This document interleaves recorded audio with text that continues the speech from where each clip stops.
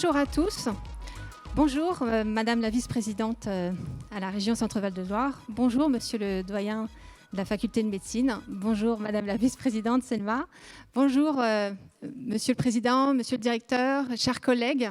Bonjour à tous et on est très heureux de vous accueillir ici pour le premier colloque du laboratoire de recherche Eustech Lab qui va se dérouler toute cet après-midi. Merci d'être avec nous. Merci aussi aux auditeurs qui sont à distance et qui nous contraignent. Nous excusons déjà de ces 10 minutes de retard, mais nous allons nous efforcer de maintenir le timing.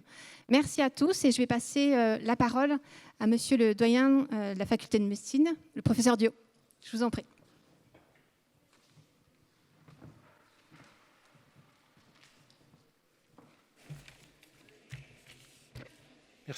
Merci Madame. Bonjour à toutes et à tous. Merci de cette invitation à ouvrir d'une certaine façon ce colloque. Ça me fait très plaisir. Alors j'avoue que quand j'ai lu l'intitulé du colloque, j'ai réfléchi, je me suis dit mais est-ce que je suis bien sûr de comprendre la recherche participative au service de la santé de demain? Et en fait je crois que j'ai compris. Simplement, je pense qu'il faut relier la notion de recherche. Alors participative, je vais y revenir, c'est un mot-clé. La recherche, c'est un deuxième mot-clé, et je pense que c'est important de relier la recherche et l'enseignement qui, dans la pratique que vous avez, sont indissociables.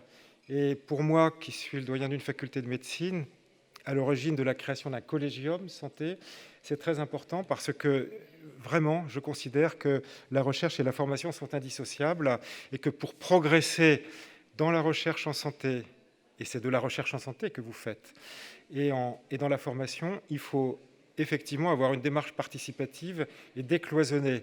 On dit que la recherche en santé en France régresse, certains disent que non, d'autres disent que si. La vérité, c'est qu'elle régresse parce qu'elle est trop cloisonnée.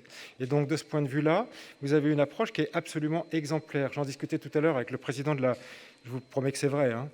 J'en discutais au téléphone avec le président de la conférence des présidents d'université, qui est médecin, aussi pneumologue d'ailleurs, comme moi, et il me disait, mais il faut absolument qu'on arrive à convaincre que l'avenir de l'excellence de la recherche en santé passe par le décloisonnement et par l'intégration de tous les champs universitaires dans cette recherche en santé. Vous, c'est l'intelligence artificielle. Enfin, je résume ça peut-être un petit peu excessivement, mais ça me paraît être un mot-clé. C'est aussi les sciences humaines et sociales. C'est le traitement des big data, c'est tout ça. Mais il faut évidemment plus voir les enjeux de recherche en santé comme étant entre les mains de professionnels de santé et en particulier entre les mains de seuls représentants de la formation et de la recherche médicale. Donc je pense que c'est très important et c'est peut-être ça le sens de participatif qu'il y a, encore que je n'en suis pas sûr, mais vous allez sûrement aborder ces questions-là cet après-midi.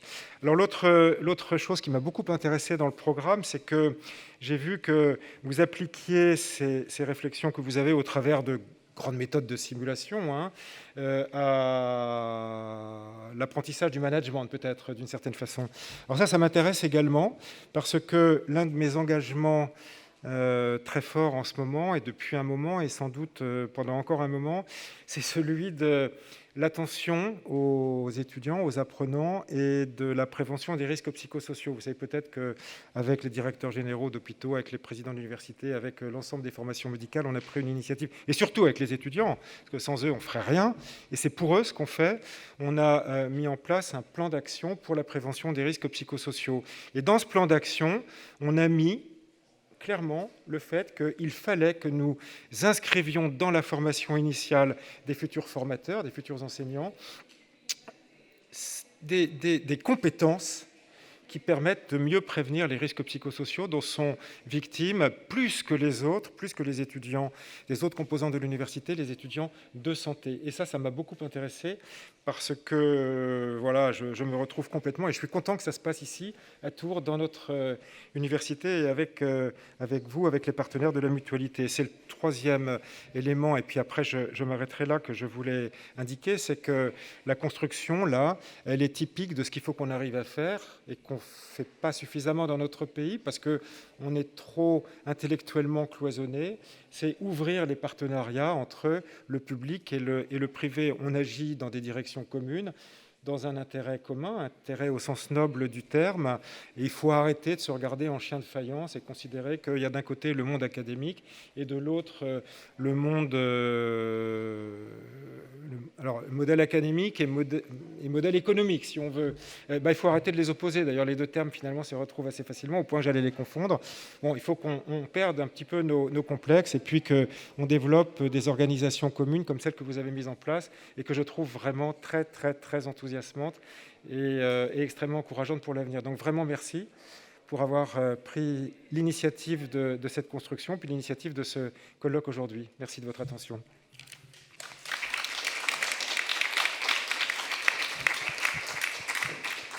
Merci beaucoup, monsieur le doyen. Et on est d'autant plus touchés que vous avez été dès le début à nos côtés, dès le lancement de ce Living Lab. Madame Leclerc, je vous en prie.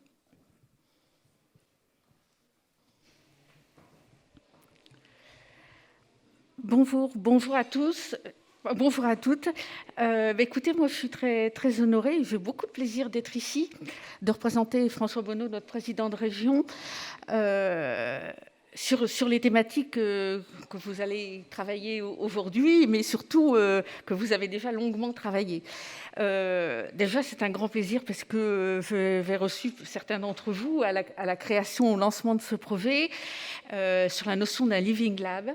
Et pour reprendre les mots du professeur Dio, qui se caractérise justement par cette coopération, ce travail, ce coopératif entre différents acteurs de la société autour d'une thématique de la santé, donc le monde de la recherche, le monde de l'enseignement, mais le monde professionnel de santé, et puis les entreprises. Et effectivement, je pense que l'avenir se construit justement dans ce partenariat et cette coopération.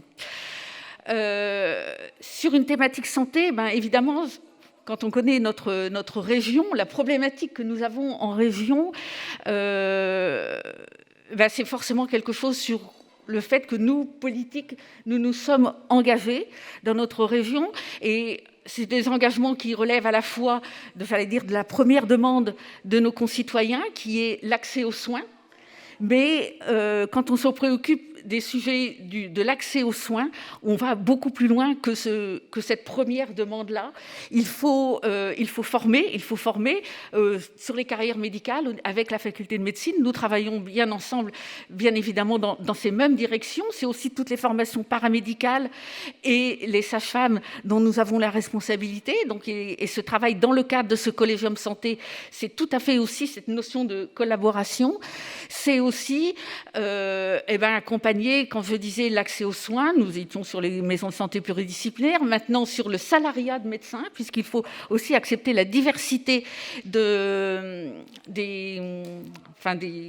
l'offre de soins et des professionnels de santé, de leurs pratiques. Mais c'est aussi accompagner tout ce qui est la santé dans le quotidien de la population. Donc c'est à la fois à travers des contrats locaux de santé, c'est toute cette activité, des appels à projets sur la promotion de la santé, sur la e-santé.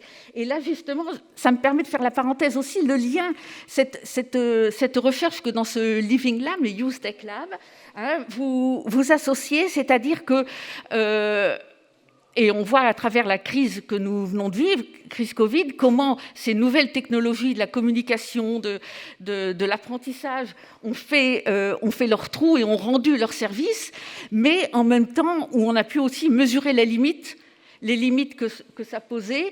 Et du coup, toutes les questions que, bien évidemment, vous aviez posées avant, mais qui trouvent tout leur sens, de comment on s'approprie ces outils qui ne sont que des outils, et comment est-ce qu'on les pratique, quelles conséquences ça a sur le professionnel, sur le patient, sur l'entourage. Et ça me semble vraiment important, tout le travail que vous avez déjà commencé à mener et que vous allez continuer. J'ai vu quelques exemples là en arrivant. Et donc, écoutez, bravo à vous pour mener ce travail dans la durée.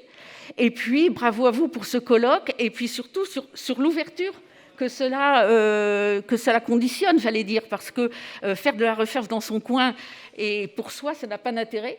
L'intérêt de cette recherche, c'est à travers toutes ces participations et cette coopération, c'est de faire avancer et de permettre à chacun d'évoluer, de s'approprier de ces outils. Et c'est bien donc le sens aussi participatif que vous veniez de souligner.